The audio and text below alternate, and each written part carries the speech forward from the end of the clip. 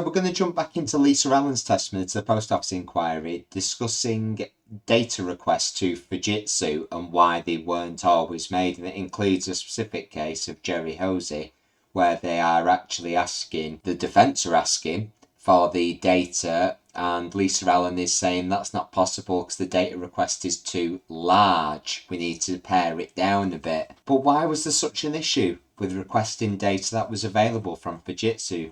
And who was the person who was rejecting these requests that were being put in by investigators? Let's find out and jump into the inquiry.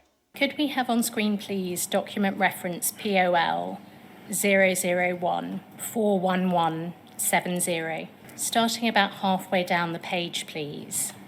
There is an email from Juliet McFarlane, from Juliet McFarlane, from you to Juliet McFarlane, and it relates to the Jerry Hosey case. It is dated the 21st of January 2010, and it appears on the face of this that you are providing comment on a number of disclosure requests made by the defence in this case. I know this is one of a number of documents provided to you quite recently. Have you had a chance to have a look through this document? Briefly. Focusing, please, just on point 4 to start with. You say the full Fujitsu data can be provided, but who would pick up the cost? I am not sure what the benefit would be for obtaining the full data. We could provide a sample of a time specified by the defence to allow the accountant to gain understanding of the system, etc. Well, I guess the thing is here, it comes to the point of if the defence want all the data relating to the case, then in the efforts of full transparency, it should be handed over. She isn't necessarily going to know that, but I think certainly one of the striking things here is not only was the data not collected, but when the data was requested by the defence, it absolutely should have been provided because it existed. They had a duty to provide it, and that was overlooked. Picking up, first of all, on the second and third sentences here, you seem to be expressing some doubt about the utility of obtaining the full Fujitsu data as you describe it. Was your understanding at the time that the sole purpose further Fujitsu data might serve was that it could help an accountant to gain an understanding of the system?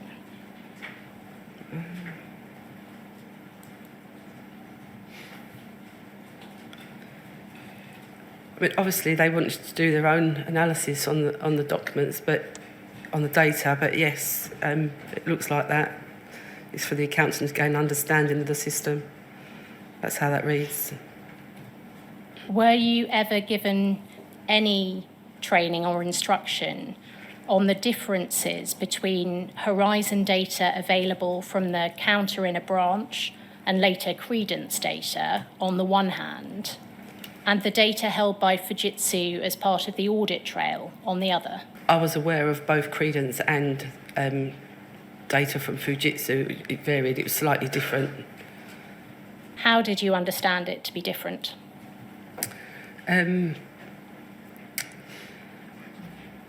The layout of how it was laid out was different. I think on the Credence data, it gave you the explanation, or instead of the product lookup number, PLU number of an item, it gave you the description. So where number 1 would be cash, it would say cash.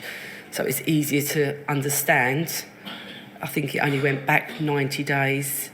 But I think it was just the same data presented in a different way. Were you aware that there was a difference between the standard ARQ request and the full data held by Fujitsu? I wasn't aware there was a difference, but I was aware that I requested some data for an office, and I needed the special delivery numbers and the address that was entered into the system at the time of posting. The data came back, and it came back without that information, so I had to resubmit it to get this data. So I did know that there was extra data you could get, but I didn't know, obviously, to what extent. So essentially they're highlighting an issue that essentially there's some maybe general understanding that sometimes they have to go back and ask for extra bits of data, but they're not sure why. It's obviously not been made clear to the investigators that the ARQ data is essentially a report, a summary of sorts of the actual underlying raw data that is on the system. So for example, when Fujitsu talk about the events log, they're talking about the underlying data which is used to produce in part the ARQ data requests, which are like a higher level, more digestible, if you like, summary of the data available. Did you know that more information could be gleaned from the data held by Fujitsu than could be from the counter printouts or the credence data? No. Did you know that there was more information in an enhanced request than the standard ARQ request I've just referred to? I didn't know there was an enhanced data request.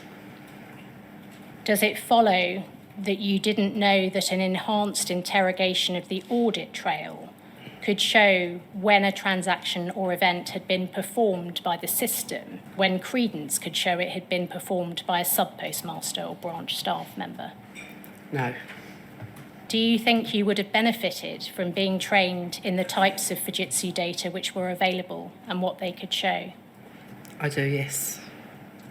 And it's good that she's agreeing to that there, because clearly one of the things which has come out is that nobody on the post office side has received training that we've heard of so far, that I'm aware of, that has had any training on actually what data Horizon generates. They might be shown how to print a report from a counter, but actually using Horizon, they're not aware of what data Fujitsu has access to and what data could be requested. If they don't know what data is available, they can't possibly fully investigate, no matter how well-intentioned their investigation is, because they're not even sure what they can set their hands on, other than presumably what other people in the post office know they can get based off what they've requested before, which isn't the same as knowing what's available. Could we have back on screen, please, POL 001-41170? Oh, it's still there. Picking up the first sentence in point 4, the full Fujitsu data can be provided, but who would pick up the cost?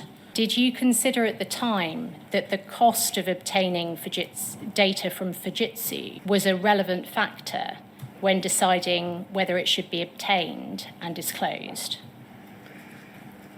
The problem with Fujitsu data was that we was limited to a number of requests. So if I'd put in a request for the full data, it would have been refused. So I was limited to picking a particular period to be able to provide that data. And again, these contractual limits have come up as a barrier to investigation, of which, of course, they shouldn't have been. I mean, they should have been requested as a matter of course. If there's too many data requests, extend the contract, as they did once, to allow more data requests, or stop bringing the prosecutions against people. They were your two moral and realistic options, rather than just continuing with only half a picture. And you refer in your witness statement at paragraph 78 to a quota of requests for ARQ data. Is that what you're referring to? It is, yeah. And that was a quota placed on ARQ data requests made of Fujitsu, which would be met without additional cost. That's right. Yes. Was this something you were conscious of when deciding whether to seek ARQ data from Fujitsu as part of an investigation you were conducting? Yes, probably, because if I'd have submitted the request for the full lot, I know it would have been refused, because every 30 days would have taken up one request. So even if you wanted a full month, 31 days, that would have been 2 requests. So yes, I suppose we was conscious of the requests we were putting in. Was the quota widely known about within the investigation team? I believe it was, yes. And that's pressure that the investigators shouldn't have. The people above them who are refusing these requests, if they're the decision makers, then they need to take responsibility for this. If they're being told, then they need to identify who was imposing this. We're not going to pay any additional costs. If you seriously think you're under a crime wave, it needs to continually be passed up so that you actually extend the contract or agree to stump up the cost. They're the only two decisions, and they seem to pick a third one of doing half-cocked investigations instead. Was responsible for deciding whether to retrieve Horizon data from Fujitsu? And does the answer to that depend on the stage the case had reached? Quite possibly, yes. So at the initial investigation stage, was it the investigator conducting the investigation who decided? It was, yes. And once the decision had been made to prosecute, whose decision was it then? If a direction had been given from counsel maybe, or the solicitor, or from the defence, if they'd requested some particular period, then obviously that would have been applied for. In general terms, is it right that ARQ data was only obtained as a last resort? I wouldn't say as a last resort. I think it was, in most cases, some form of data was requested. But obviously, due to the amount of requests we had, we were limited to what we could ask for. Before we move on from this document, looking at point 7 at the bottom, please. You say this: we do not have the facility to make any adjustment to the cash balance. We can only send a TC, transaction correction, is that right? Yes. Which, when accepted, will affect the cash figure. Yeah.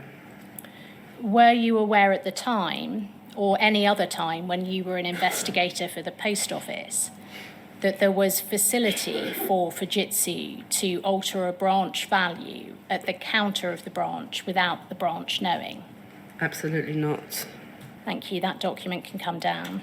So that bit in particular does seem to be a revelation that's been kept potentially from the investigators, that actually the things that they thought that weren't possible were actually possible due to the now infamous remote access that was denied for a long time but is now conceded was possible, and they could change the data themselves. Can I just ask you, Miss Allen, I think on 2 occasions in answer to Miss Price's questions, you said that if you'd asked for a full set of ARQ data, they may not be the precise words, but you know what I mean, it would have been refused. Who would have refused you? Do you mean by that Fujitsu wouldn't have supplied it? Or do you mean by that the person responsible in the post office for asking for the data would have refused to ask for it? The person who I would have submitted the request to, who was dealing with that the Fujitsu contract at the time, they would have refused it and sent it back and said, can you ask for, we've only got so many quotas left this month, can you either hold on till next month or can you just submit less requests? So the problem there is firmly at the door of the post office rather than Fujitsu in this case. It's the post office saying we don't want to breach the contractual limits and actually incur further costs here. And remind me again, what was the job title of that person who would be making that decision? That would have been Casework Manager, I believe. Yeah, that's it. Thank you. Yes, thank you very much. Thank you, sir.